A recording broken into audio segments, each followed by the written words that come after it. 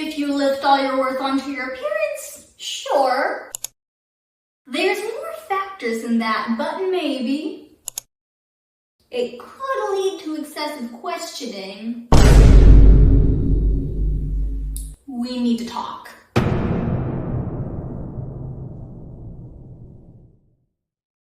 This might sound blunt or controversial, but I don't think being harassed in this way is proof that you're attractive. Now, this statement does not sound wrong at all. In this video discussing ugly privilege, we see comments under the comment section that look like they would probably agree with what I just said. But this type of harassment accidentally being portrayed as a causation of being pretty is more common than you think. In comment sections under videos or discussions about the dark side of pretty privilege, a good chunk of the comments from self-proclaimed attractive women list this type of harassment, assault, or anything worse from these attackers as an event for them. Now, nothing here is meant to deny anyone's story. Your experiences are real and can happen to anyone out there. But while you probably mean no harm, associating attraction with harassment can really distort the way some people see your comment. Even in real life, when I hear people talk about others, I heard someone say, "You're really pretty, so cover up," insinuating kidnapping will happen otherwise. And when referring to someone else, I've also heard she wouldn't get called out if her body looked different in X way because there would be nothing to show off. I am not kidding. So yes, this attraction equals harassment belief is something you may suddenly come across once in your life. I think people correlate harassment with attraction because being attractive can get you lots of attention, wanted and unwanted. So you'll think harassment is, yes, of course, terrible, but nothing new. But as it should be, harassment is simply a choice, not an instinct, nor a mental or physical effect. Human brains can absolutely experience attraction to random people, but we're also developed for self-control and to know everyone's boundaries. Violating those boundaries is what some forms of harassment are. It is not the same as being noticed. Just because attractive people experience things like this does not mean it's because they looked good. That's just a correlation, not an actual causation. But what's so bad about thinking this? So many people have been through this. Isn't it logical that looking good invites all attention? Now listen here. Looking good can invite many kinds of attention. But if you say, "I'm pretty, so that's why I got harassed in this way," without meaning to, doesn't that sound like it almost justifies the attacker's actions and places you as the victim for simply looking a certain way? This sentence frames harassment as a cause of attraction. So with this mindset, you would be able to go out, have something done to you, and feel stuck because you're pretty as if that makes it okay. With this logic, do you know how easy it would be for someone to go, "I did it because you're pretty," as a way to justify themselves and have you not recognize or do anything about it, thus preventing a legal punishment? How neither of these scenarios sound safe at all. And neither does this mindset. This is because the mindset is simply incorrect. It's like you're victim blaming yourself if you look at it objectively. Even if you can say that certain attackers have fetishes or ideals, they mainly look for vulnerability, whether you're alone, or they set a power dynamic. This mindset is also flawed because thinking a good appearance can invite crimes also suggests that doing anything to enhance your appearance also invites crimes. Wearing clothes is one of those things. With that, it also pushes the clothes are the problem narrative, which they are not. And this is proven by this museum called What Were You Wearing?, which is where victims hung up the clothes they were in while they were violated. But still, this attractiveness equals harassment ideology still made its way to the ugly privilege trend.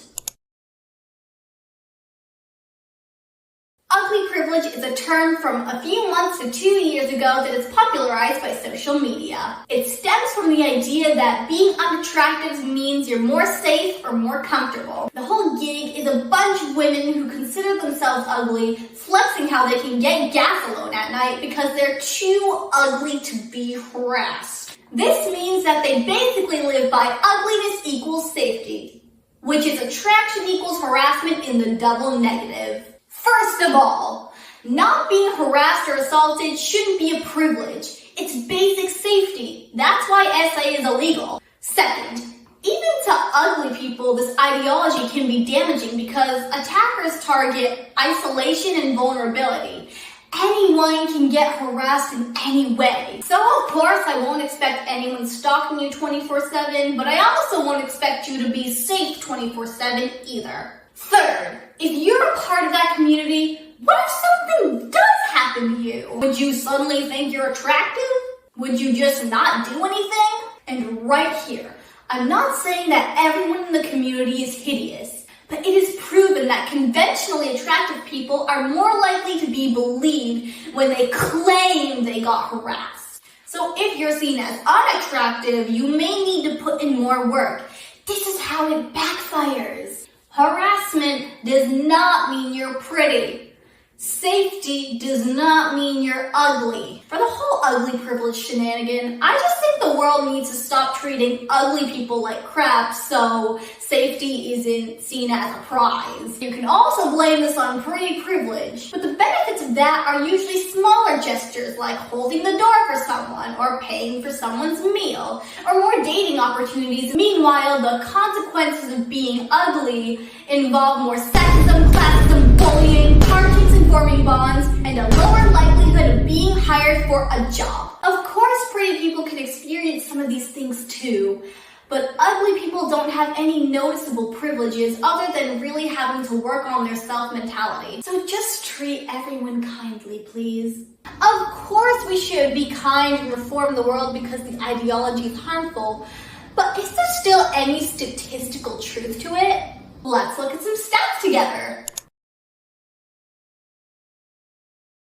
So I was searching the internet, and although Google said yes to my prompt, it was busy talking about how attractive people were more likely to be perceived as being harassed, not that they had a higher likelihood of being harassed. But then I finally found a valid source with the help of ChatGPT. They said that beauty could be a factor in assault, but also that it's not universally true. So then I asked what the correlation coefficient was for one of the studies conducted. They gave me the source, and for this study, where people were rated on a scale of 1 to 5, it asked if they've ever completed step 1 of growing their house population, and the correlation between attractiveness and SA was 0.029. Now go ahead, argue that it's significant because it's positively correlated. But if we look at the scale, it is below 0.1, which is considered extremely weak.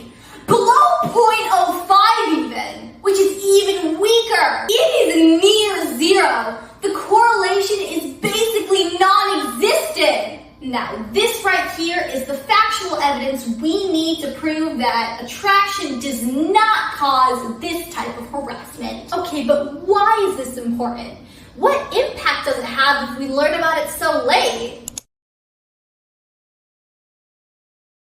If you lived in a household like mine, as you got older, what is one reason your parents never allowed you to have sleepovers unless they knew the other parent really, really well? That's right. This other statistic right here is reporting that 63% of crimes in this category are not reported. Why do some dress codes exist?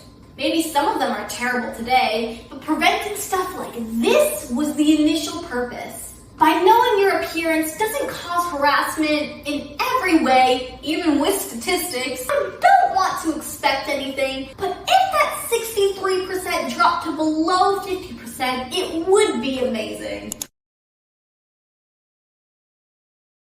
Now lastly, I don't expect you to agree with all I have said in this video. I am in fact under the age of 18 and have never been a victim of SA. So it is completely valid for you to disagree with me since my brain isn't developed either. I just noticed a small but noticeable pattern that I wanted to rant about. If you are a victim, I hope you're healing. And this video wasn't made to invalidate your experience. Just to reassure you that you're not the problem here. Being pretty didn't cause your pain. You are not to blame in any way. And the way you cope doesn't depend on how others, even I, see your story. Thank you so much for watching and finishing the video. I currently don't plan to make more videos in this genre because I'm planning to switch over to personality theory. But let's see how this does. I hope you have a wonderful day or night. Bye!